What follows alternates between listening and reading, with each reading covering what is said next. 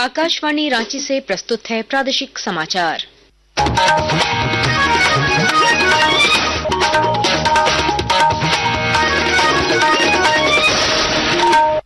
नमस्कार, प्रादेशिक समाचारों के साथ मैं कामिनी। पहले मुख्य समाचार। भाजपा विधायक दल के नेता बाबूलाल मरांडी को आज विधानसभा में मिल सकती है नेता प्रतिपक्ष की मान्यता, भाजपा ने स्पीकर को सौंपा आग्रह पत्र। रांची के सिरमटोली सरना स्थल के सामने बनाए गए रैंप के विरोध में आदिवासी संगठनों का प्रदर्शन। विधानसभा में उठा मामला, सदन ने आदिवासी समाज की भावना का किया सम्मान। स्पीकर ने कहा, सरहुल पर्व में नहीं आनी चाहिए बाधा। रांची विश्वविद्यालय के 38वें दीक्षांत समारोह में 63 टॉपरों को मिला गोल्ड मेडल। राज्यपाल ने शोध और नवाचार पर दिया जोर। पूर्व विधायक सीता सोरेन पर धनबाद में हमले की कोशिश, पूर्व पीए गिरफ्तार। रांची में कोयला कारोबारी को दिन दहाड़े मारी गोली। और आज जन औषधि दिवस है। झारखंड में आर्थिक रूप से कमजोर रोगियों के लिए वरदान साबित हो रही है जेनेरिक दवाइयां। और अब समाचार विस्तार से। भाजपा विधायक दल के नेता बाबूलाल मरांडी को आज विधानसभा में नेता प्रतिपक्ष की मान्यता दी जा सकती है। भाजपा की ओर से इसके लिए विधानसभा अध्यक्ष रविंद्रनाथ महतो को आग्रह पत्र सौंपा गया है। रांची के सिरमटोली सरना स्थल के सामने बनाए गए रैंप को लेकर आदिवासी संगठनों ने आज हरमू रोड से लेकर विधानसभा तक मानव श्रृंखला बनाकर विरोध दर्ज कराया। इस बीच विधानसभा के बजट सत्र के दौरान आज कांग्रेस विधायक रामेश्वर उरांव ने यह मामला उठाया।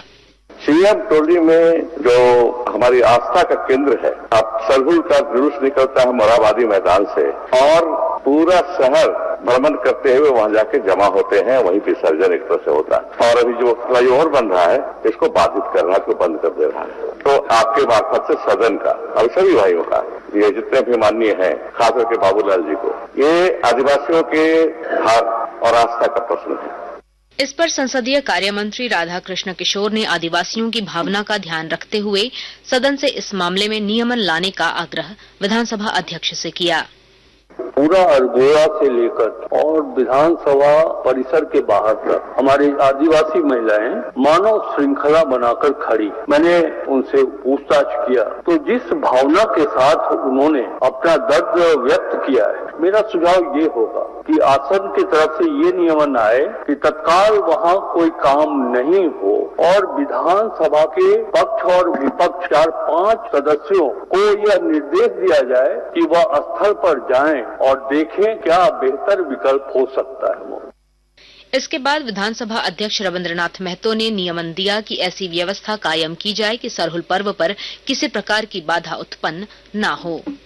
नियमन यही है कि माननीय वरिष्ठ सदस्य रामेश्वर उरांव जी के द्वारा सदन के अंदर में जिस विषय को लाया गया और इस विषय में संसदीय कार्य मंत्री सदन के अंदर में जो अपना विषय रखे, मैं उनके उस विषय से 100% सहमत हूं कि इसको दिखवा लीजिए। तत्काल उनके जो इस पर्व है इस पर किसी तरह से बाधा उत्पन्न न हो, इसका व्यवस्था निश्चित हो।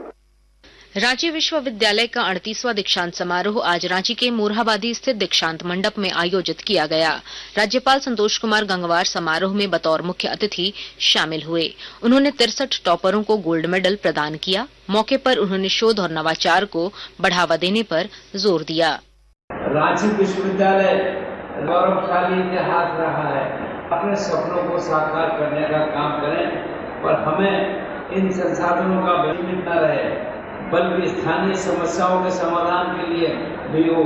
पर्यावरण संरक्षण, जल प्रबंधन, नवीकरणीय ऊर्जा, कृषि विकास, रांची विश्वविद्यालय इन क्षेत्रों में नई ऊंचाई उदाहरण बनने का काम करेगा। स्थानीय संसाधनों और समस्याओं पर अनुसंधान हमारी प्राथमिकता है।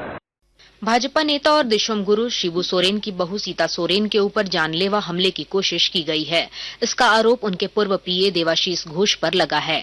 घटना धनबाद जिले के सरायढेला थाना क्षेत्र में घटी जब वे शादी समारोह में शामिल होने गई थीं। बताया जाता है कि पूर्व पीए ने सीता सोरेन पर फायरिंग की कोशिश की। हालांकि इससे पहले ही उन्हें पकड़कर पुलिस के हवाले कर दिया गया। इधर रांची के बरियातू इलाके में दिन दहाड़े कोयला कारोबारी विपिन मिश्रा पर हमला किया गया। कोयला कारोबारी विपिन मिश्रा पर टारगेट कर गोली चलाई गई, जिसमें वे घायल हो गए। घायल कोयला कारोबारी को नजदीक के अस्पताल में भर्ती कराया गया है। आकाशवाणी के ताजा तरीन समाचारों के लिए आप हमारी वेबसाइट newsonair.gov.in पर लॉग ऑन कर सकते हैं। ताजा समाचार X handle @AIR news alerts और Facebook page All India Radio news पर भी उपलब्ध है। आप प्रादेशिक समाचार एकांश के X handle @AIR news _ Ranchi और Facebook page Akashvani news Ranchi, Instagram page तथा YouTube channel AIR news Ranchi पर भी हमारे बुलेटिन सुन सकते हैं। प्रादेशिक समाचार आप आकाशवाणी रांची से सुन रहे हैं। खूंटी जिले में पुलिस ने चर्चित पुखराज कुमार हत्याकांड में शामिल 2 आरोपियों को गिरफ्तार कर लिया है। आरोपियों की निशानदेही पर पुलिस ने सुकरीडीह गांव के पास दफन किए गए पुखराज का सिर बरामद कर लिया है। पुलिस अधीक्षक अमन कुमार ने बताया कि आरोपियों के पास से पुखराज से लूटे गए 17 लाख रुपए में से 8 लाख रुपए और घटना में प्रयुक्त हथियार भी बरामद कर लिए गए हैं। इस कांड की गंभीरता को देखते हुए एसडीपीओ खूंटी के नेतृत्व में एक एसआईटी का गठन किया गया था। इसमें सबसे पहले शव की पहचान हुई और शव जो है वो राजस्थान के एक व्यक्ति ने की पहचान की और वो शव लेकर यहाँ से गया। उसके बाद कांड का अनुसंधान हम लोगों ने प्रारंभ किया और अनुसंधान के क्रम में 3 अपराधियों की इसमें पहचान की गई। गिरफ्तारी जो है हम लोगों ने नामकुम और रांची का रहने वाला है वहां से की है। आज जन औषधि दिवस है। लोगों को सस्ती कीमतों पर गुणवत्तापूर्ण जेनेरिक दवाइयां उपलब्ध कराने के उद्देश्य से नवंबर 2008 में प्रधानमंत्री भारतीय जन औषधि परियोजना आरंभ की गई थी। झारखंड में भी इस योजना का लाभ लोगों को मिल रहा है और जेनेरिक दवाओं के उपयोग को बढ़ावा मिला है। रामगढ़ जिले के लाभुकों ने कहा है कि जन औषधि केंद्र उनके लिए वरदान साबित हो रहे हैं। ये जो औषधि प्रधानमंत्री के द्वारा दी जा रही है ये बहुत कम प्राइस में दी जा रही है, जिसको हर सिटीजन अफोर्ड कर सकते हैं। इसके लिए हम तहे दिल से प्रधानमंत्री को धन्यवाद बोलेंगे। ये दवाई बहुत ही कारगर है। अब कम से कम पैसा में मिलता है कि गरीब का कम से कम 70 से 80% तक डिस्काउंट हो जाता है। और ये जो दवा है वो जन औषधि के द्वारा चलाई गई एक दवा है जो कि इसका अगर हम बेनिफिट बात करें तो बहुत ज्यादा है और कोई भी साइड इफेक्ट नहीं है। और प्राइस की बात करें तो बहुत कम है। ये गरीबों के लिए तो ऐसा वरदान की तरह काम करता है, संजीवनी की तरह काम करता है। इस बीच रामगढ़ के उपायुक्त चंदन कुमार ने कहा है कि यह केंद्र सरकार की एक महत्वपूर्ण पहल है। इससे गरीब मरीजों को बड़ी राहत मिली है। जन औषधि भारत सरकार की बहुत महत्वपूर्ण परियोजना है क्योंकि ब्रांडेड मेडिसिन से काफी कम दामों में उपलब्ध होती है। वास्तव में हर मेडिसिन कुछ केमिकल कुछ ड्रग्स का एक कॉम्बिनेशन है और अक्सर सेम कॉम्बिनेशन की दवाइयां बड़ी बड़ी ब्रांडेड में बहुत महंगी होकर के बिकती है, क्योंकि जेनरिक मेडिसिन में जन औषधि के रूप में पेटेंट के दाम को हटा करके बहुत सस्ते दामों में उपलब्ध होती है। उधर हजारीबाग जिले में भी जन औषधि केंद्र लोगों को राहत प्रदान कर रहे हैं। बड़ी संख्या में लोग इस योजना का लाभ उठा रहे हैं। ये प्रधानमंत्री जन औषधि केंद्र है। सस्ती दवाई मिलती है। बाजार मूल्य से 50 से लेकर के 80-90% तक यहाँ कम दाम में मिलता है दवाई, जिससे गरीब लोगों को राहत बहुत काफी है। मौसम विभाग ने अगले 4 दिनों में रांची समेत राज्य भर में अधिकतम तापमान में 5 डिग्री सेल्सियस तक की बढ़ोतरी का पूर्वानुमान व्यक्त किया है। मौसम वैज्ञानिक डॉक्टर अभिषेक आनंद ने बताया कि 10 मार्च तक रांची का पारा 34 डिग्री सेल्सियस तक पहुंच सकता है।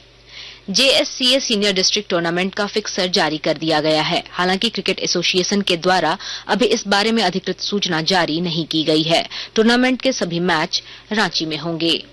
अंत में मुख्य समाचार एक बार फिर। भाजपा विधायक दल के नेता बाबूलाल मरांडी को आज विधानसभा में मिल सकती है नेता प्रतिपक्ष की मान्यता। भाजपा ने स्पीकर को सौंपा आग्रह पत्र। रांची के सिरमटोली सरना स्थल के सामने बनाए गए रैंप के विरोध में आदिवासी संगठनों का प्रदर्शन। विधानसभा में उठा मामला, सदन ने आदिवासी समाज की भावना का किया सम्मान। स्पीकर ने कहा सरहुल पर्व में नहीं आनी चाहिए बाधा। रांची विश्वविद्यालय के 38वें दीक्षांत समारोह में 63 टॉपरों को मिला गोल्ड मेडल। राज्यपाल ने शोध और नवाचार पर दिया जोर। पूर्व विधायक सीता सोरेन पर धनबाद में हमले की कोशिश, पूर्व पीए गिरफ्तार। रांची में कोयला कारोबारी को दिन दहाड़े मारी गोली। और आज जन औषधि दिवस है। झारखंड में आर्थिक रूप से कमजोर रोगियों के लिए वरदान साबित हो रही है जेनेरिक दवाइयां। इसके साथ ही आकाशवाणी रांची से प्रादेशिक समाचार का ये बुलेटिन समाप्त हुआ। अगला प्रादेशिक समाचार बुलेटिन दोपहर 2:55 पर प्रसारित किया जाएगा। नमस्कार।